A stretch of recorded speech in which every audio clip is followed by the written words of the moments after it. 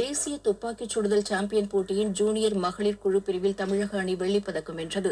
தில்லியில் நடைபெற்ற இப்போட்டியில் தமிழக அணி 295 புள்ளிகள் பெற்று இப்பதக்கத்தை கைப்பற்றியது.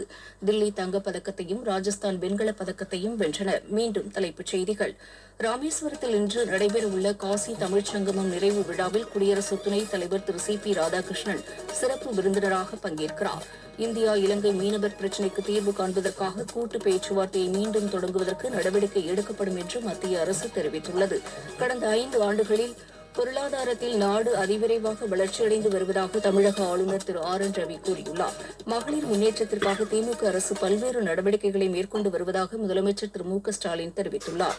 தேசிய துப்பாக்கிச் சுடுதல் சாம்பியன் போட்டியின் ஜூனியர் மகளிர் குழு பிரிவில் தமிழக அணி வெள்ளிப் பதக்கம் வென்றது. செய்தி அறிக்கை நிறைவு பெற்றது.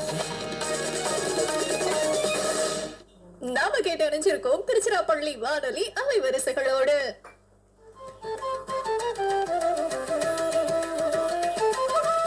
மலர்கிறது நாள் மலர். இரண்டாம் உலகப் போரின் போது அந்தமான் தீவுகளில் இருந்த பிரிட்டிஷ் ராணுவத்தை ஜப்பானிய படைகள் விரட்டி அடித்தன. இதனால் இந்தியாவின் ஒரு பகுதி விடுதலை பெற்றதாக அறிவித்து நேதாஜி சுபாஷ் சந்திரபோஸ் இந்திய கொடியை ஏற்றிய நாள் இன்று. ஆண்டு 1943. ரசாயன உரங்கள் பயன்பாடு, பசுமை புரட்சி, உலகமயமாக்கல் என அங்கக வேளாண்மையின் சுவடுகளே அழிந்து போயிருந்த தமிழகத்தில் இயற்கையின் தூதராய் தோன்றிய கோ. நம்மாழ்வாரின் நினைவு தினம் இன்று. ஆண்டு 2013.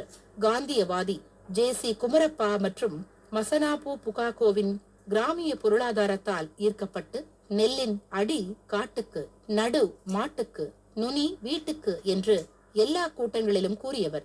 உழவுக்கும் உண்டு வரலாறு, இனி விதைகளே பேராயுதம், நோயினை கொண்டாடுவோம் என்பது உள்ளிட்ட புத்தகங்களை எழுதியுள்ளார்.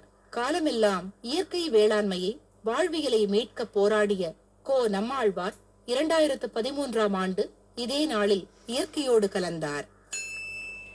நாவலாசிரியரும்